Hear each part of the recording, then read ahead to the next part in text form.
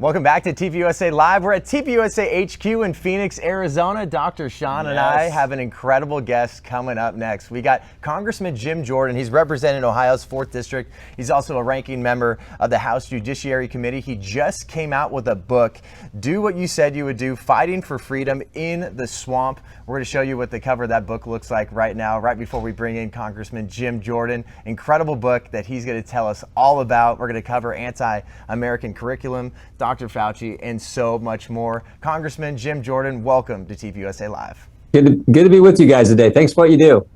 Well, tell us a little bit about the book, because that's coming out November 23rd. You can pre-order that right now on Amazon, Barnes & Noble. What are you going to be covering in that book?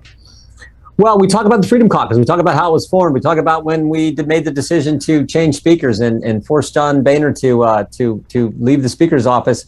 We get into a lot of the investigations. I've had the privilege to serve on the Judiciary Committee, the Oversight Committee, and so we talk a lot about behind the scenes look at when the IRS targeted folks like you, targeted conservatives around the country, the tragedy in Benghazi. We get into that. I was on the Benghazi Select Committee. And then, of course, we spent a lot of time on impeachment when the Democrats tried to throw out the president who did more of what he said he would do than any president, certainly in my lifetime, but I think maybe in the history of this great country. And we try to give people sort of behind the scenes feel. One of the stories we talk about is when my colleagues stormed the bunker in the basement of the Capitol when we were in there for depositions, and Matt Gaetz and Steve Scalise and others came down there, and then the reaction Adam Schiff had to it and how he stormed out of the room. And also we try to get you behind the scenes so you can feel what took place. And then we talk about freedom. We talk about what makes this country a special place, the greatest nation ever. I think your viewers and listeners are gonna enjoy the read. I hope they'll get the book. Well, I can't wait to read it myself. But once again, that is Do What You Said You Would Do, Fighting for Freedom in the Swamp. That's coming out November 23rd. You can pre-order it right now on Amazon. But one thing that I know Dr. Sean and I have to love about you, and every single American that watches you fight for them every single day, you just have this fighter mentality, and you won't take no for an answer. And it seems like there's too often, like in this book, you're saying that people don't live up to what they said they would do. President Trump lived up to what he said he would do, and it was refreshing. And then now we have an administration now that are not living up to any sort of standard that they said they would live up to at all. So how can people read this book and realize what they had, and you don't realize what you had until it's gone? Worst administration in history. We went from a secure border to chaos. March was the highest month on record for illegal crossings until April. April was until May. May was until June. June was until July. It just kept going up.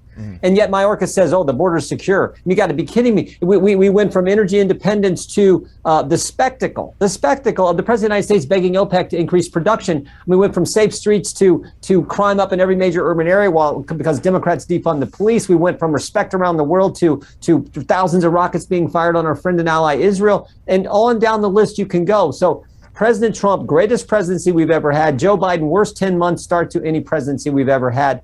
What a contrast for the American people to see someone who kept their promises, did what they said they would do in President Trump, someone who's done just everything wrong in Joe Biden. So yeah, I long for the days of President Trump back in the White House. I think he's going to run. And that's what this country needs. That we need him back in there on January 20th, 2025, doing what he said he would do, fighting for the American people. And I know it's something that Dr. Sean, you and I have talked about quite a bit. We've talked about on the show, Congressman, that it seems like everything is over-politicized and hyper-politicized now. And you cover that in your book, that 2020 made everything political. That's something we've talked about. Absolutely. And I'm on social media as a physician, and a lot of times even some of the posts that I post are taken down even as a pro-vaccine, pro-choice physician. And it's important for even youth to read your book when it comes out, because we need leaders like yourself and congressmen to look up to that are really cutting through the fat and talking facts. And I feel like you carry that torch, and we appreciate you for doing that. Well, the thing that gets me is like the here you got a doctor.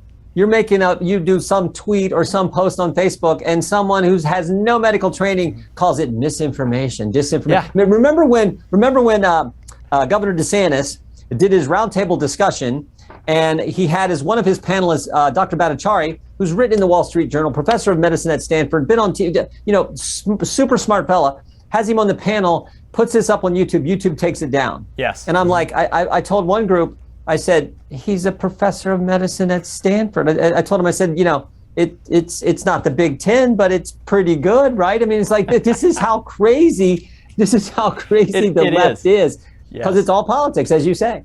Yeah. How do we, and talking on that, how do we protect free speech when it comes to being on social media platforms and having diverse opinions?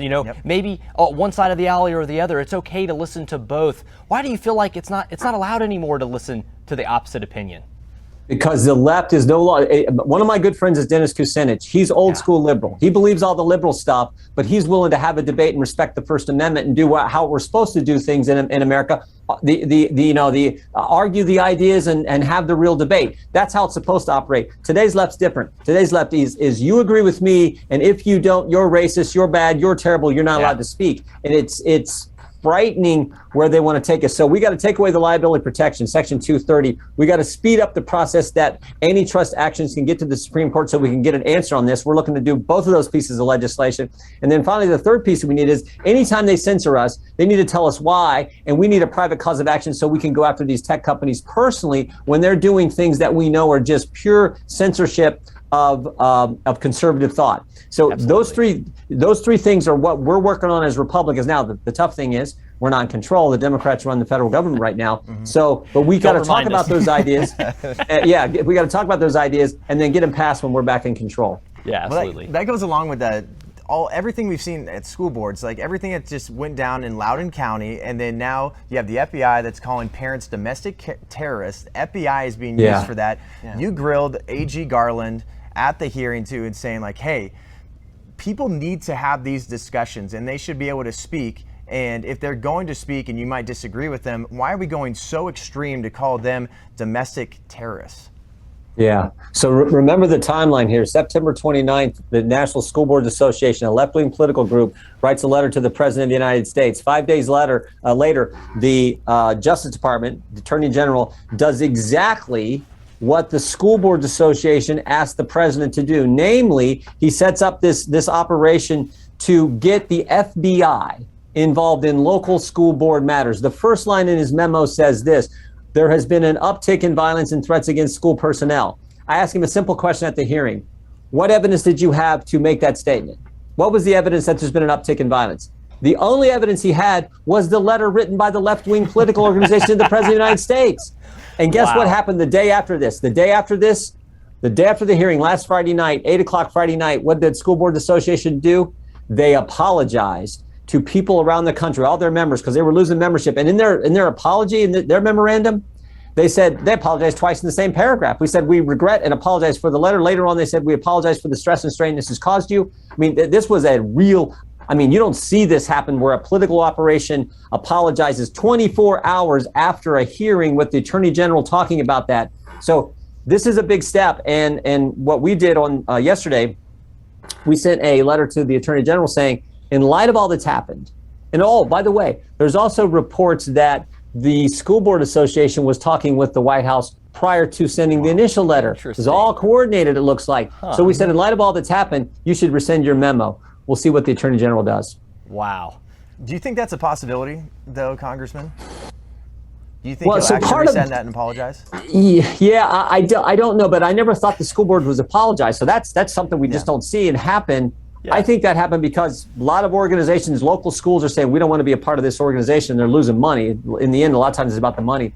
But what also might have happened, one of our staff members suggested this, and I think there's a real possibility this is the case. Maybe the McAuliffe team called up the White House and said, hey, you got to do something. This is not helping us in this race. You got to do something. And maybe that was the pressure on the School Board Association. I don't know. Yeah. But this kind of thing where they see an apology that quick.